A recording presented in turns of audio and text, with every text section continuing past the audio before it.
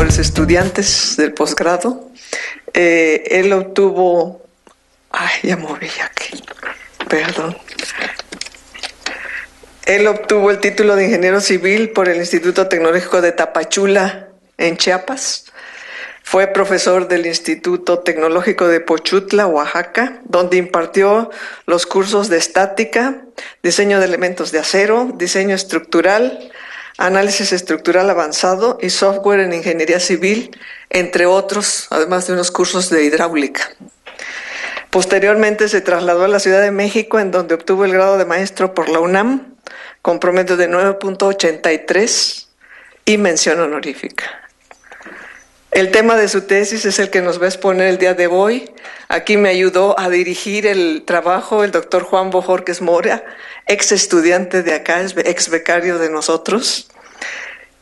Y Miguel Ángel actualmente es estudiante de doctorado aquí en el Instituto de Ingeniería. Tengo el gusto de ser su tutora. Su investigación doctoral trata sobre el diseño óptimo de edificios con disipadores histeréticos usando conceptos de ingeniería sísmica basada en desempeño. Con ustedes, Miguel Ángel. Por favor.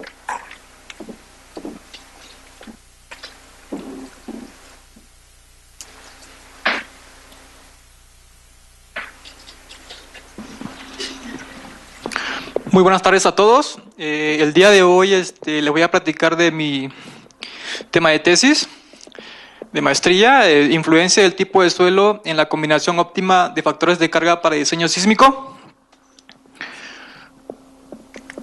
La plática la he organizado en estos puntos principales.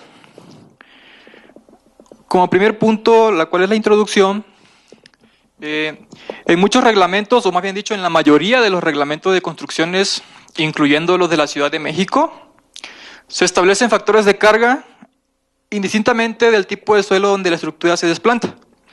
Y como bien se sabe, tanto las características de la excitación sísmica, los periodos dominantes de suelo y tanto el peligro sísmico, pues son diferentes, ¿no?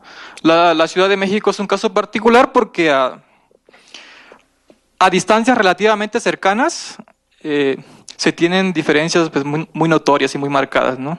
Aquí podemos ver un espectro, ese es un espectro muy representativo, es de 1985, en el cual se ve que las magnitudes en cuanto a intensidades pues varían demasiado, ¿no? Esto fue registrado en CU, el azul, y el rojo fue registrado en la Secretaría de Comunicaciones y Transportes. Además, cuando uno obtiene los espectros de diseño, pues ahí también se ven las diferencias en las ordenadas espectrales para diseño sísmico. Eso va aunado a lo que es el peligro sísmico de cada zona. Además, aquí en la ciudad se tienen periodos dominantes alrededor de 0.5 segundos hay lugares que hasta 4 segundos, ¿no? Donde los estratos de arcilla pues tienen espesores muy grandes. El objetivo fue mostrar esa influencia que tiene el tipo de suelo en la combinación óptima de factores de carga para diseño sísmico, aquí utilizando una metodología de optimización que trata de minimizar el costo total en el ciclo de vida, en el cual el costo total incluye tanto el costo inicial como un costo por daños, ¿no? Un estudio a través de la vida útil de la estructura. La metodología que se siguió fue la siguiente. Primero se diseñaron diferentes edificios de concreto reforzado. En ese momento todavía eran vigentes las normas del DF del 2004. Se utilizaron esos lineamientos y además se utilizaron diferentes combinaciones en los factores de carga. No solamente la que establece el reglamento por default, no la que es de 1, 1, 1, 1 y 1, 1. Tanto para carga viva, carga sísmica. Enseguida se estimó la capacidad estructural que tenía cada edificio diseñado ante diferentes combinaciones en factores de carga. Aquí lo que se utilizó para calcular la capacidad o estimar la capacidad estructural fueron los análisis dinámicos incrementales, en la cual es una serie de análisis dinámicos paso a paso, en la cual la demanda, que en este caso está dado por un registro o bien por una familia de registros, se van escalando de manera progresiva, de tal manera de hacer incursionar a la estructura por diferentes intervalos o rangos de interés, ¿no? Tanto que pase del rango elástico o un rango inelástico hasta la inestabilidad global de la estructura. Aquí el procedimiento para escalar se toma en cuenta el periodo fundamental, y esto se puede hacer una analogía a lo que es el pushover, ¿no? Como una versión dinámica del pushover, porque la pushover es una de las fuerzas estáticas que se van incrementando poco a poco. Aquí son registros que se van incrementando a cuanto intensidades. Okay. ¿Qué se obtienen de esos análisis dinámicos incrementales? Se obtienen las respuestas máximas. En este caso, las respuestas máximas están tomadas como la distorsión máxima de entrepiso. Y como podemos ver, las respuestas no siempre se localizan en el mismo lugar. Las respuestas máximas no siempre se localizan en el mismo lugar, ni tampoco suceden al mismo tiempo. Aquí podemos ver que para diferentes intensidades, pues las respuestas máximas se concentran en diferentes entrepisos, ¿no? Y eso solamente es para un registro. De esos puntos se grafica la distorsión máxima de entrepiso versus la intensidad a la que se ha escalado el registro, y nos da esas curvas conocidas como curvas ADI o curvas de capacidad estructural. Ahora, aquí se tiene solamente una curva, pero para poder obtener estadísticas de la respuesta o tener un mejor entendimiento de qué es lo que pasa con el comportamiento de la estructura, se sugiere que se haga con una familia de acelerogramas que para edificios de mediana altura pueden andar esa familia entre 10 a 20 registros, ¿no? Porque estos análisis son tardados y pues de ahí depende mucho del tiempo computacional que se lleve a cabo. Aquí se presenta una familia de las curvas de capacidad, y estas curvas de capacidad pues nos dan o podemos obtener de ahí las estadísticas. Por ejemplo, si se dan cuenta, aquí la estructura deja de comportarse de manera elástica e incursiona en su rango inelástico, ¿no? Entonces, de ahí se obtienen estas estadísticas, tanto de fluencia como de estado límite último, que es colapso incipiente. Además, aquí es claro ver que cuando la estructura incursiona en su rango elástico, las incertidumbres son pocas. Mientras que nos vamos más allá de ese rango, las incertidumbres son más grandes, ¿no? Es decir, que para diseño sísmico nunca debemos estar en estos rangos porque realmente no sabemos cómo se va a comportar la estructura. Siempre tratamos de estar por acá en cuanto a diseño sísmico. Enseguida, para cada edificio y para cada combinación de factores de carga se calcula la curva de peligro de demanda estructural. Está dado por una tasa de excedencia de distorsión, en la cual este valor que está acá, que se refleja aquí, nos representa pues el número medio de veces anuales o por año en que se excede un cierto valor de distorsión. Para calcular esta curva pues es necesario proponer diferentes valores de distorsión y evaluarla con esta ecuación, en la cual, y en esta ecuación, si ustedes se dan cuenta, está implícito lo que es el peligro sísmico, es decir, donde la estructura se localiza, y está implícito la curva de fragilidad de la estructura. ¿Qué quiere decir? Que para diferentes edificios diseñados con diferentes combinaciones de carga, esta curva va a ser diferente. Entonces ahí combinamos esas dos variables. Aquí podemos ver, por ejemplo, cuál es la forma que tiene la curva del peligro sísmico. Es esta que está acá. Esta nos representa el número medio de veces anuales en que se excede un cierto valor de intensidad. En este caso la intensidad fue pseudoaceleraciones. Aquí tenemos la curva de fragilidad. Esta curva de fragilidad es una probabilidad condicional de que se exceda cierto valor de distorsión dada una intensidad sísmica. En este caso tiene que ser análogo a esto, se manejaron también pseudoaceleraciones. Y al momento de hacer esta operación, pues ya nos da la curva de peligro o el punto de peligro de demanda estructural, y al proponer diferentes valores obtenemos pues esta curva. Enseguida se obtiene la tasa media anual de falla estructural, que se representa con esta variable, en la cual nos representa el número medio de veces anuales en que la demanda excede a la capacidad. Y como restricción se coloca esta restricción, en la cual los diseños que se hagan con diferentes combinaciones de factores de carga deben tener una tasa media anual de falla estructural menor a la tasa media anual de falla estructural implícita en el reglamento de construcciones en ese momento del DF 2004. ¿Cómo se obtiene pues esta tasa? Pues se obtiene con los factores de carga que recomienda el reglamento. Enseguida se obtienen diferentes demandas estructurales sísmicas. Aquí, como se pretende estimar el costo en la vida útil de la estructura, necesitamos tener demandas. Y esas demandas las vamos a tener o a estimar a través de un proceso de simulación de Monte Carlo, haciendo uso de la transformación inversa, con números, una distribución uniforme de números aleatorios entre 0 y 1.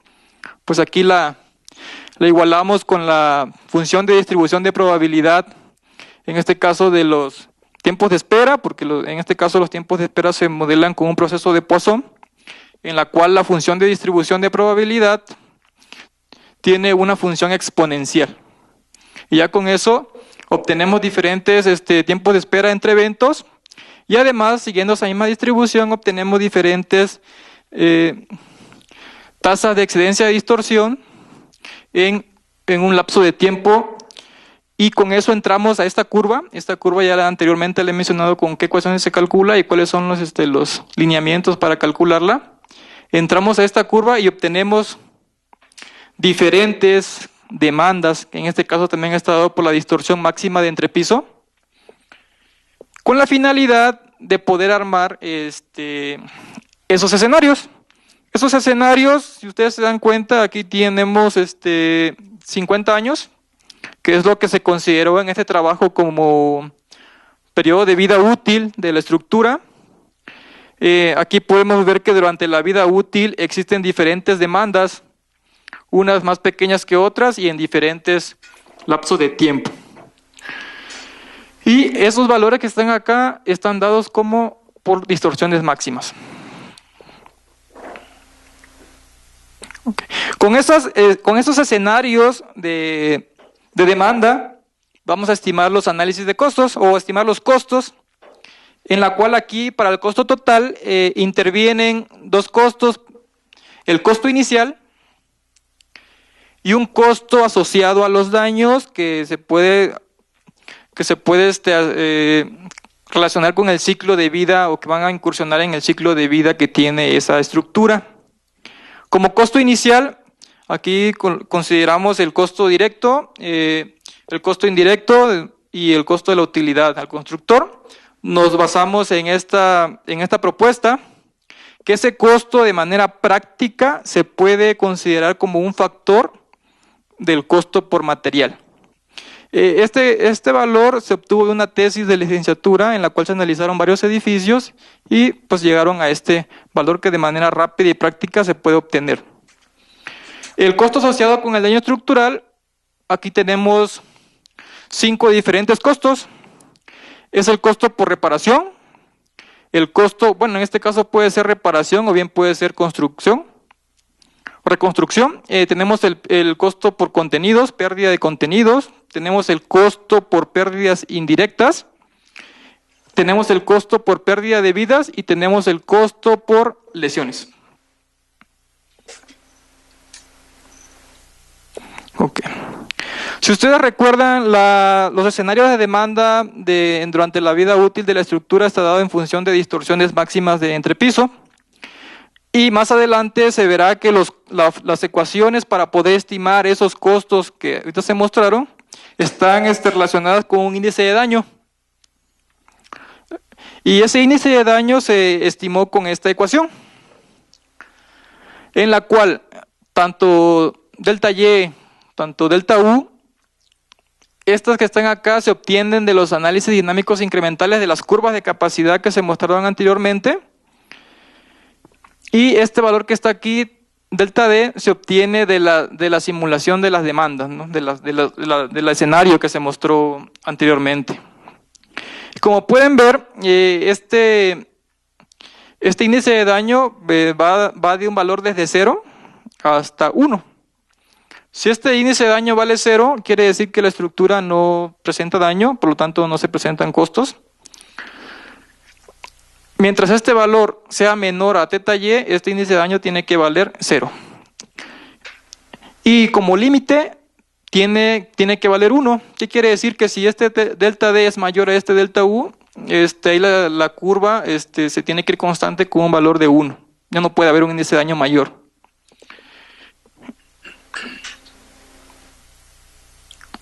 Ahora, ¿cómo se estimaron o cuáles fueron las hipótesis para poder estimar esos costos? Para el costo por reparación o reconstrucción, las estructuras cuando sufren daño muchas veces se pueden reparar, pero otras veces ya no. Entonces, y que quede en esa parte no quiere decir que fallaron ante su diseño, porque los diseños contemplan que la estructura puede quedar en un daño considerable. Mientras no colapse, pues ha cumplido con su objetivo de diseño. Aquí, en su tesis doctoral, el doctor de León y Yang proponen que para estructuras de concreto, un índice de daño mayor a 0.7, pensar en reparación ya no es tan viable. Se recomienda demoler la estructura y volver a reconstruir. Por esa la razón que en esta ecuación, que es para estimar el costo por reparación, se observa que para un índice de daño mayor a 0.7, el costo va a ser ahora por reconstrucción. Es decir, que va a ser un 20% adicional del inicial por cuestiones de limpieza. Otra vez por el diseño técnico, pues se tiene que tener un valor mayor al inicial. Mientras que para índice de daño menores, aquí se considera de que ese costo por reparación tiene o sigue está en función del índice de daño elevado a la segunda potencia, ¿no? Y aquí se muestra el comportamiento que tiene esa ecuación. Aquí se observa que para un índice de daño mayor a 0.7, pues automáticamente el costo ya no es por reparación. Todo esto es por reparación, cuando sea menor a 0.7. Mientras cuando se excede ese valor, el costo deja de ser por reparación y se tiene que tener una reconstrucción. Costo por pérdida de contenidos. Aquí los contenidos, es muy importante saber el destino que va a tener la estructura, porque no es lo mismo tener un edificio destinado a hospitales, un edificio destinado a oficinas o un edificio destinado a escuelas. Los contenidos son muy diferentes en cada uno de esos edificios. Y la pérdida por contenidos se relaciona más con lo que es el deslizamiento que puede tener los contenidos, el volteo o el balanceo. Aquí se consideró la hipótesis, se consideró lo que se recomienda en la tesis del doctor de León, que se consideró como una fracción del costo inicial. En este momento, cuando se hicieron algunas observaciones de esto, aquí pueden haber problemas al momento de estimar este costo por contenidos, porque pueden haber una sobreestimación o una subestimación de ese costo. ¿Por qué? Porque, por ejemplo, hay muchos edificios que cuando viene un evento sísmico importante, los contenidos quedan muy dañados y a veces la estructura principal queda sin daños. Por ejemplo, en los almacenes, mientras que en otras estructuras la estructura principal puede quedar muy dañada y los contenidos muchas veces pueden ser rescatables, ¿no? Información viene de un artículo del doctor Miguel Ángel.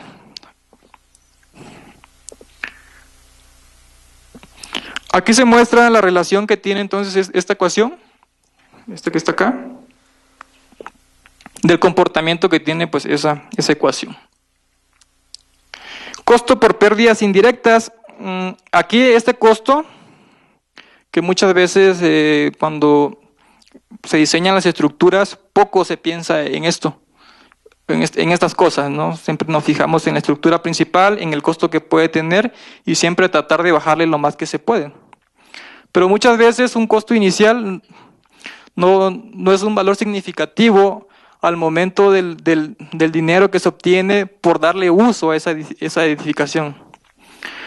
En este caso, los costos por pérdidas indirectas se refieren a costos por interrupción de las actividades del edificio. Si se piensa en un edificio que tiene uso para oficinas, pues se deja de percibir renta mientras ese edificio está siendo reparado o, en su caso, siendo reconstruido. Aquí se ve la ecuación para estimar ese costo. Depende directamente del precio de la renta al mes por metro cuadrado. Depende del periodo de reparación o reconstrucción que se lleve ese edificio y depende también del área de construcción. Para un índice de daño mayor o igual a 1, pues se tiene el costo máximo, ¿no? Mientras que para índice de daños menores se tiene ahí una variación, o se propone en la tesis una variación elevado al índice de daño a la segunda potencia. Y como ustedes se pueden dar cuenta, esos costos pueden ser, bueno, aquí se propone un precio de renta de 250 metros cuadrados al mes. Es un periodo de reconstrucción de 24 meses, un edificio de 6.750 metros cuadrados. Y como pueden darse cuenta, los costos pueden ser muy importantes. El costo por pérdida de vidas. Bueno, aquí es un tema un poquito complicado porque estimar el costo de una vida humana es muy complicado, ¿no? ¿Por qué? Porque desde el punto de vista humano, la vida no tiene valor. Desde el punto de vista de lo que aporta el Producto Interno Bruto, pues se puede basar en cuánto aporta o cuál es su ingreso durante el año y cuál puede ser su ingreso durante toda su vida laboral. Para las aseguradoras, pues saben que tiene precio, ¿no? En este caso, para poder estimar ese costo, es necesario primero determinar o tratar de estimar cuántas personas pueden resultar muertas ante un evento sísmico importante. Aquí se parte de esta ecuación, esta que está acá, en la cual esa ecuación se obtiene de estos datos que están acá corresponden a datos del sismo de 1985, en la cual el Instituto de Ingeniería presenta los metros cuadrados de área colapsada durante ese evento sísmico, y por otra parte el gobierno de Tokio presenta el número de muertos. Entonces de ahí de León obtiene estos puntitos. Lo que se hizo aquí fue nada más proponer una ecuación que tratara de ajustarse lo más que se pudiera a esos datos, porque como ven aquí hay unos datos pues que están un poco alejados. Pero es importante también mencionar de que esto corresponde a un caso extremo, ¿no? Cuando todo ha colapsado. Si ustedes recuerdan, los objetivos de diseño no permiten esto. Permiten quedar cerca del colapso, pero no que ocurra esto que está acá. Entonces, con base en ello, se propone esto que está aquí, en la cual se considera o se va a tratar de estimar un número de muertos, pero no ante una condición extrema como esta que está acá, sino una condición para colapso incipiente. Quiere decir que la estructura queda cerca del colapso. Estas hipótesis que están puestas acá fueron tomadas de una discusión entre el doctor Juan Bojorquez, el doctor Ellingwood y la doctora Sonia. ¿Por qué? Porque si ustedes si se toma directamente esta ecuación que está acá para tratar de estimar el número de muertos, se llega entonces a que, bueno, hablaré de los costos por lesiones. Aquí tenemos una densidad. Entonces, si utilizamos esta ecuación directamente, resulta que el número de muertos siempre es mayor que el número de heridos. cuando en realidad, por la experiencia de los eventos que han ocurrido, el número de heridos siempre es mayor que el número de muertos. Es por eso de que ellos proponen esto que está acá, en que ND representa el 75% de las personas que están dentro del edificio y ND corresponde a un caso extremo.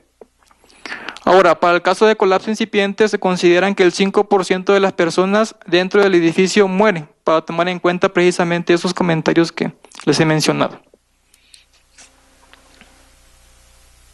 Ahora, una vez que se ha estimado el número de muertos ante colapso incipiente, se considera el ingreso de, aquí se multiplica por el ingreso de vida laboral. En este caso se consideró que una persona puede trabajar durante 25 años, se puede obtener su ingreso al año, cuánto gana mensualmente, lo multiplicamos por 12 y lo multiplicamos por 25, y cuando se tiene un índice de daño mayor a 1, pues lo tomamos en cuenta, lo multiplicamos por el número de muertos y obtenemos ese costo. Mientras que para índice de daño menores, ese costo varía en función del índice de daño elevado a la cuarta potencia, tal como lo proponen en la tesis. Aquí se pueden dar cuenta del comportamiento que tiene esa ecuación. Para índice de daño menores, pues no debe haber ningún muerto. Costo por lesiones. Estos costos por lesiones corresponden a pagos por estadías en el hospital, corresponden a costos por medicamentos, operaciones. Y para poder estimar este costo, es necesario también determinar o tratar de estimar cuántos heridos se pueden presentar en un evento sísmico importante que estén dentro de un edificio. Este dato que está aquí, que se presenta, o esta densidad, se obtuvo de los datos del Instituto de Ingeniería y del reporte del gobierno de Tokio cuando ocurrió el sismo de 1985. Con esos datos, él llegó a esta densidad de heridos por metros cuadrados. Y él mismo, o con su asesor, que en ese momento era el doctor An, proponen estas hipótesis, que durante un evento sísmico sí van a haber heridos, pero unos van a quedar más heridos que otros. Unos pueden quedar con incapacidad pues durante toda su vida, mientras que otros sí pueden llevarse o se pueden recuperar, ¿no? Y poder otra vez ingresar a la vida laboral.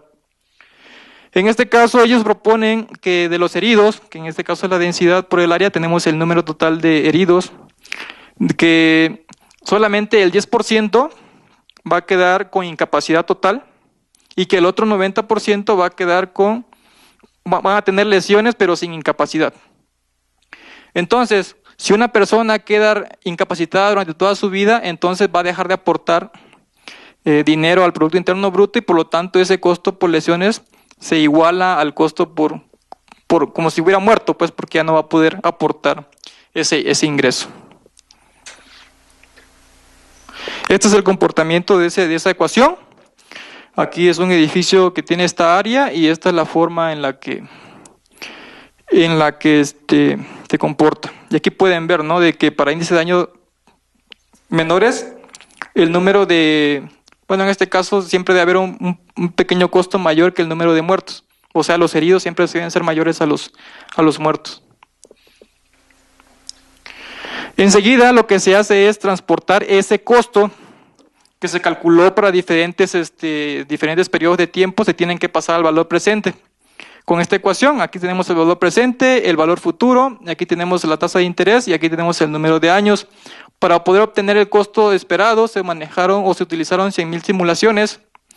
Se utilizó una ventana de tiempo de 50 años y el costo total asociado a una combinación de factores se obtiene como la suma del costo inicial más la suma de los costos por daños que se estimaron como anteriormente se ha mencionado.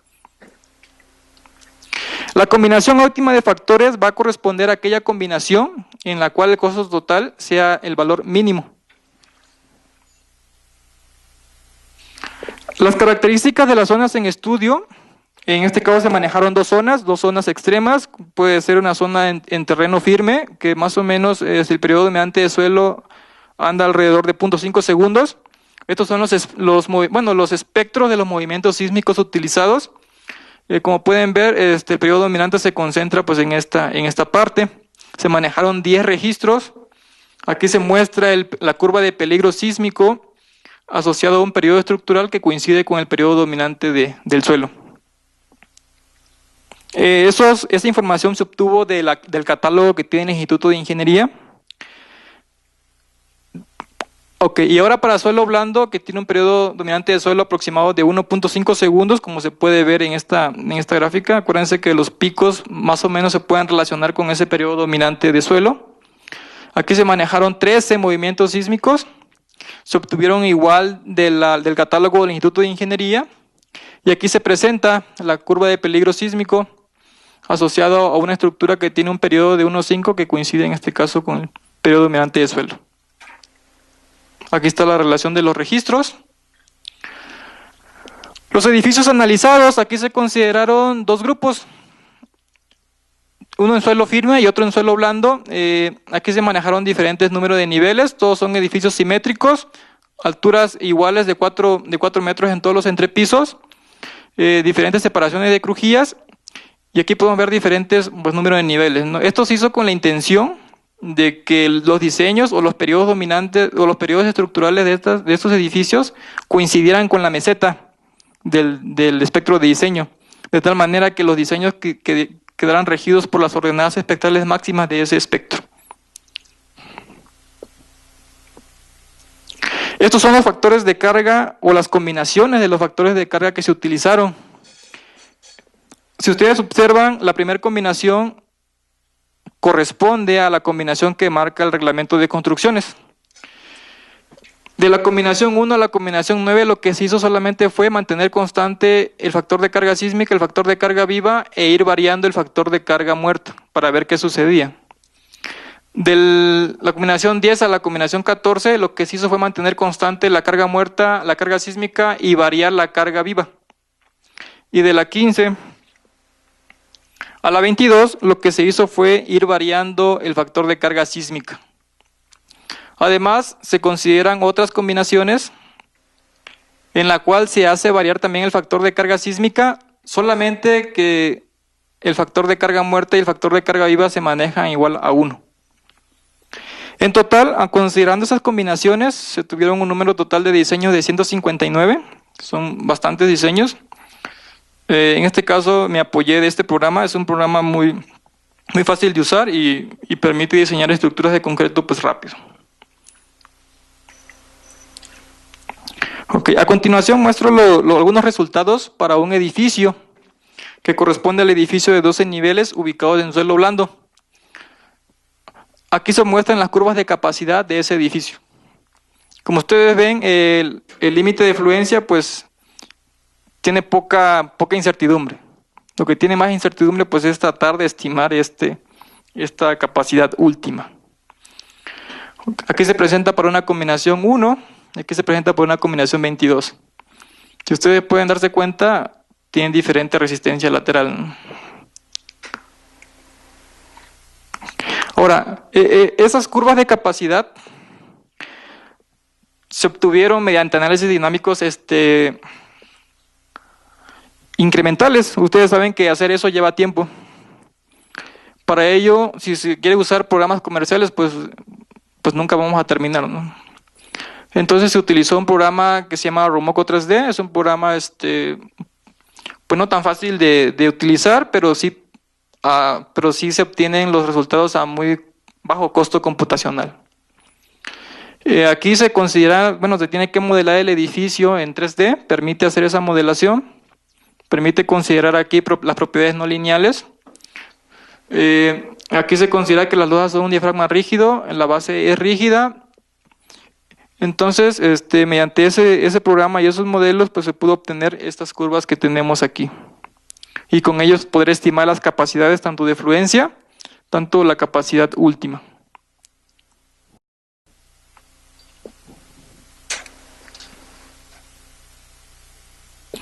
Las curvas de peligro de demanda estructural, antes de mostrar esa curva, quisiera comentar estas curvas de fragilidad. Por ejemplo, esta es una curva de fragilidad considerando la combinación 1. Si ustedes recuerdan, esta es la combinación que marca el reglamento. Aquí se proponen diferentes valores de distorsión, desde 0.002, o sea, casi la estructura por lo regular siempre permanece elástica en este rango, hasta una distorsión de 0.03, ¿no? Que es el límite que a veces marcan los reglamentos. O sea, estructura con mucho daño. Si ustedes se dan cuenta, si dejamos fijo un valor de distorsión, a medida que aumentamos la intensidad, la probabilidad de exceder esa distorsión pues siempre se hace más grande. Es decir, que para intensidades mayores o más grandes, siempre las respuestas deben ser más grandes y por lo tanto las probabilidades de excedencia se hacen mayores.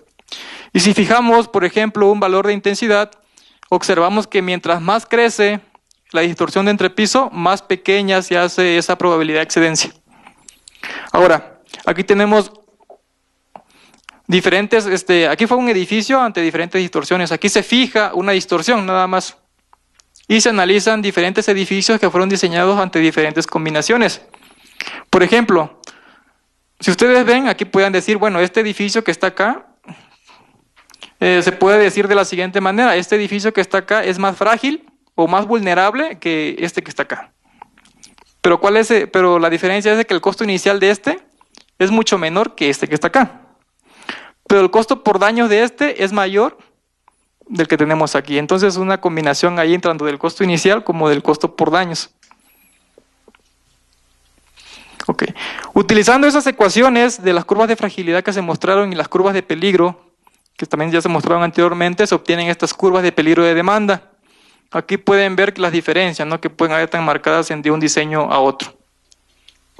De estas curvas, acuérdense que de aquí entramos para simular las distorsiones máximas de entrepiso y poder obtener nuestras ventanas de simulación de demanda. Aquí tenemos esta ventana de las diferentes demandas que van a estar en nuestra estructura a lo largo de la vida útil. Ok. Acuérdense que los costos que anteriormente se mostraron en las ecuaciones que se mostraron dependen del índice de daño. Y el índice de daño a la vez depende de la distorsión o la demanda de distorsión a la que se somete la estructura. Con esas ecuaciones se estiman los diferentes costos para cada tiempo, ¿no? Y ustedes pueden ver, que aquí se tienen diferentes demandas, pero no todas las demandas generan daño en la estructura. ¿Esto a qué se debe? Que muchas demandas, por ejemplo, si la estructura tiene una capacidad de fluencia de 0.003 y se presenta una demanda de distorsión de 0.002, quiere decir que la estructura no incursiona en el rango inelástico, se permanece elástica y por lo tanto no hay daño. Es por eso que aquí pues ven que algunas demandas pues no generan daño y solamente las más importantes son las que generan ese daño. Se obtiene la suma de esto, se transporta en valor presente y se obtiene el costo total. Aquí se muestra un pequeño resumen de las primeras 9 combinaciones. Como son 32, pues para no llenar de tabla, pues se presentan al menos 9 y mencionar lo que se hizo. En este caso, como ustedes pueden ver, independientemente de elegir el costo total mínimo, también se tenía que ver o se puso una restricción de que la tasa media anual o la tasa de falla estructural debía ser menor que la implícita en el reglamento de construcciones. La combinación 1, que se utiliza o se hace uso de los factores de carga del reglamento, ese es el valor prescrito o el valor implícito. Quiere decir que todos estos valores que están acá, para poder seleccionar una combinación de factores de carga, deben ser menores a este valor que está acá.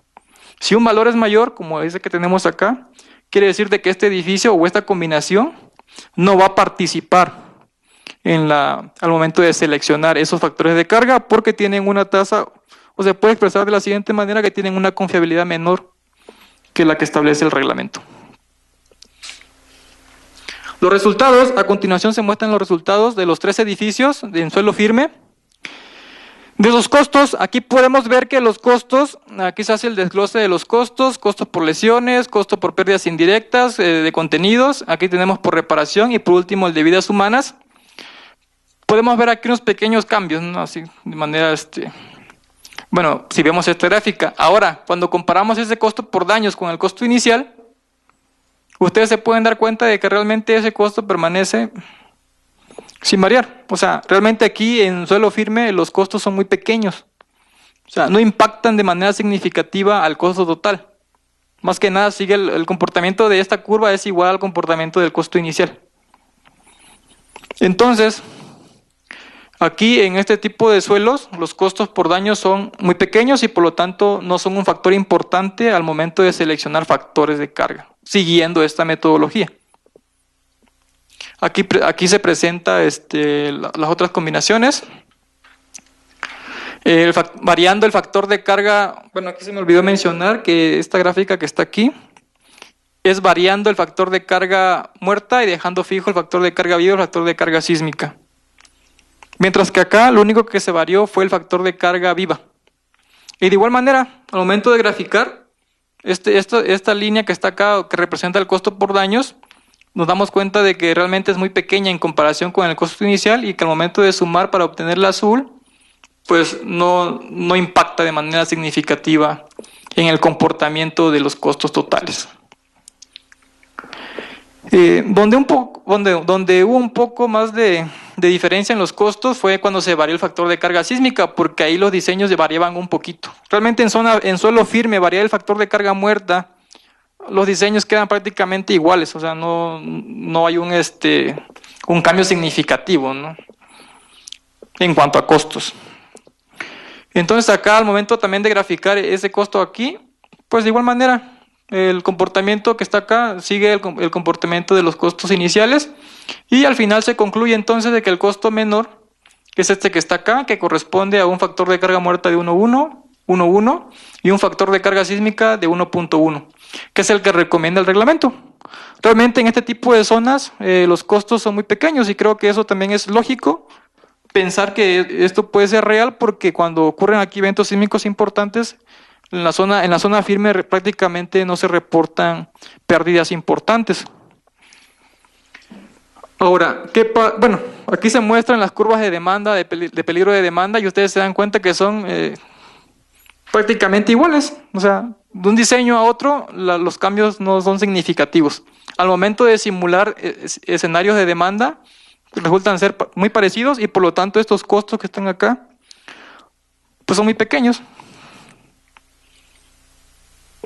Ahora, algo que pasó en suelo blando, se utilizaron las mismas combinaciones, se hicieron los mismos diseños y nos damos cuenta de que aquí que el costo, si se dan cuenta aquí el costo por daños, casi igual al costo inicial, ¿no?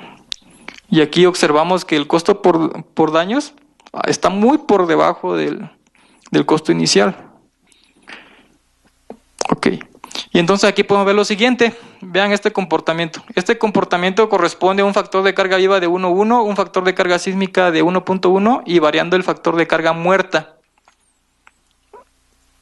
Al primer momento, pues ustedes pueden decir, bueno, ¿qué pasa acá, no? Se supone que si yo diseño un edificio con más factor de carga muerta, yo pensaría que ese edificio puede tener menos daño, ¿no? Lo estoy diseñando con un factor de carga muerta muy grande. Yo pensaría eso, o fue lo que pensé en su momento. Pero ¿qué es lo que pasa? Al momento de hacer los diseños en este tipo de suelos, en suelos blandos, aumentar el factor de carga muerta, eso hace que los armados o el área de acero de las columnas queden con el acero mínimo. ¿Qué quiere decir? Que al momento de que yo voy aumentando el factor de carga muerta, el área de acero de las columnas va disminuyendo, mientras que el área de acero de las traves van aumentando. Y eso puede parecer lógico, pues sí, porque entre más carga axial tenga una columna, más estable es ante carga lateral. ¿De acuerdo? Las excentricidades disminuyen y si disminuye la excentricidad, también disminuyen los armados. Entonces estas estructuras diseñadas con un factor de carga muerta mayor hacía que el comportamiento estructural sea de menor desempeño que el que se tiene con este. ¿De acuerdo? Eso es en suelo blando. Entonces aquí tengan cuidado, ¿no? Sobreestimar la carga muerta en suelo blando no siempre es lo mejor. Okay. Aquí se muestra, ¿no?, la comparativa, el costo por inicial, el costo por daños. Aquí se muestra ya una pequeña variación, ¿no?, de ese costo total.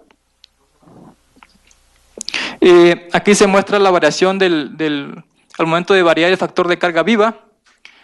Realmente aquí, al momento de hacer diseños variando este factor de carga viva no tiene un impacto significativo en los diseños, prácticamente resultan ser muy similares. Por lo tanto, los costos por daños pues se mantienen casi constantes. Aquí tenemos el comportamiento de esta curva. Y cuando variamos el factor de carga sísmica, en este tipo de suelos, ahí sí se marca una diferencia muy significativa en los diseños. Porque aquí aquí pueden dar armados pues, grandes y también secciones de la estructura pues también muy grandes. Y aquí se puede ver. Mientras más aumenta el factor de carga sísmica, pues el costo inicial pues es más grande, ¿no? Es lo que les decía hace rato. Y por otro lado, el costo por daños. Aquí el costo por daños es mayor, pero también va disminuyendo porque esta estructura está súper fuerte. Sus costos por daños son menores. Esta estructura está más débil, pero su costo por daños es mayor. Eso lo traté de explicar con las curvas de fragilidad antes de llegar a esto que tenemos aquí. Y pues aquí ya se muestra un comportamiento, ¿no? Ya se puede ver ahí de manera visual que se presenta un mínimo en esta combinación. Y si se dan cuenta, esa combinación donde se presenta ese mínimo corresponde a un factor de carga muerta de 1, un factor de carga viva de 1 y un factor de carga sísmica de 1.4. Y esta razón por la que el factor de carga muerta sea 1, pues ya lo expliqué aquí. Aumentar la carga muerta no siempre es lo mejor en suelo blando. Por eso se tomó estas nuevas combinaciones utilizando factor de carga muerta unitario. Y en este caso, las combinaciones que generan el mínimo costo es factor de carga muerta de 1, el factor de carga viva de 1 y el factor de carga sísmica de 1.4. Si ustedes se dan cuenta, estos diseños sí marcan una diferencia al momento de hacer diferentes combinaciones. Mientras que en suelo firme, realmente no hay una diferencia marcada en esos diseños. Como pequeño resumen, entonces se analizaron dos grupos de edificios de concreto reforzado, se utilizaron edificios simétricos, se utilizaron sismos de subducción, se consideró que la ocurrencia de los eventos sísmicos sigue un proceso de pozo. Y como conclusiones, entonces en suelo firme, el costo por daños son muy pequeños. Realmente no impactan al momento de calcular el costo total y por lo tanto la combinación de factores que generan ese mínimo costo es que es el que recomienda el reglamento de construcciones.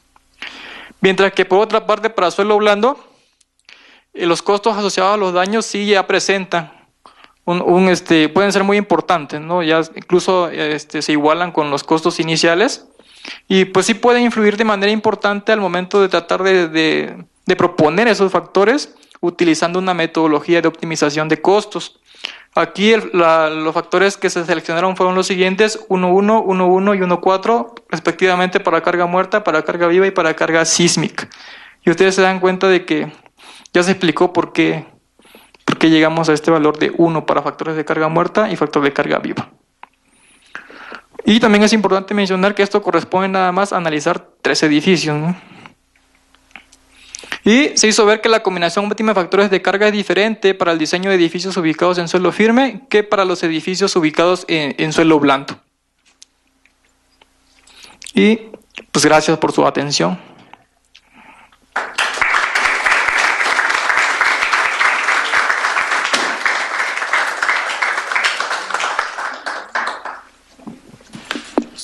Excelente plática. Pasamos a la sesión de preguntas. Si tienen alguna pregunta para Miguel, levanten su mano. Participación. Acá tenemos una pregunta, por favor. Pero hay que pasarle. Yo creo que tú. Buenas tardes. Buenas tardes. Tengo duda en cuanto a el cálculo de la capacidad de la estructura. Uh-huh. ¿Cómo hiciste o cómo escalaste los acelerogramas? ¿O qué parámetros tomaste en cuenta? ¿Si solo la amplitud o el contenido de frecuencias o la duración? ¿Y por qué? Ok, en este caso se trataron de elegir registros sísmicos los más altos posibles, de tal manera que la duración y el contenido de frecuencias no variara tanto al momento de escalarlos, porque si tú escalas un registro sísmico de una magnitud pequeña, Tú lo puedes escalar numéricamente y te da un valor, pero la duración y el contenido de frecuencias ya puede variar de manera importante. Entonces lo que se hizo fue elegir sismos que estuvieran más cerca del espectro de diseño y escalarlos. Aquí se utilizó el criterio de nada más considerar el periodo fundamental en un punto. No como lo marca ahora el reglamento, de que lo marca como de entre un... Es más recomendable hacerlo en una promediación de periodos. En este caso el reglamento, si no me bien recuerdo, es de 0.2 del periodo a 1.3. El 1.3 es para considerar la migración del periodo. Cuando sufre daño la estructura, la rigidez disminuye, el periodo aumenta. Y el 0.2 es para tomar en cuenta la contribución de modos superiores, que para edificios altos pues es importante, pero para edificios pequeños pues no lo es. Ahora, para determinar también las capacidades me mencionaste, ¿verdad? Sí. O con eso. Ok, gracias. ¿Alguna otra pregunta? Yo voy a hacer una pregunta. Me quedó una duda, Miguel, respecto a donde dijiste que a bajos desplazamientos no tenías pérdidas en contenidos. Yo creo que valdría la pena hacer un ajuste porque pues se perdía ese costo que seguramente, bueno, con una estructura se mantiene elástica, no necesariamente no tiene pérdidas de contenidos, ¿no?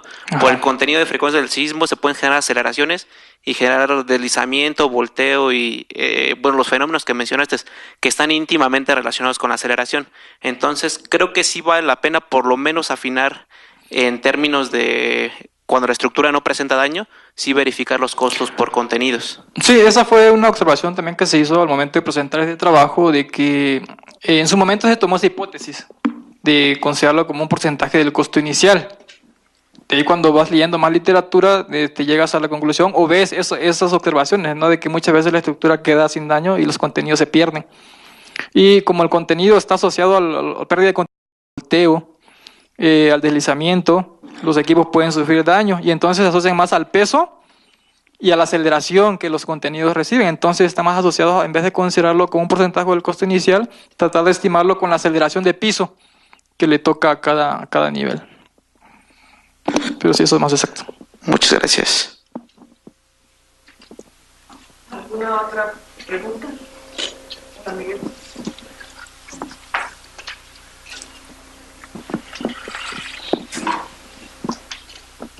Gracias. Hola.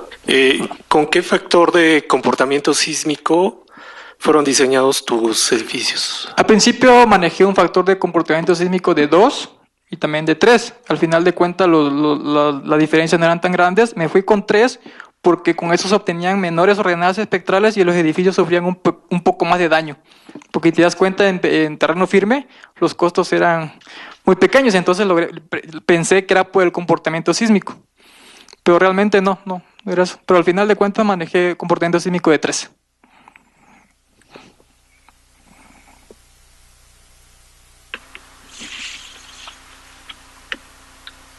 ¿Hay alguna otra pregunta? No.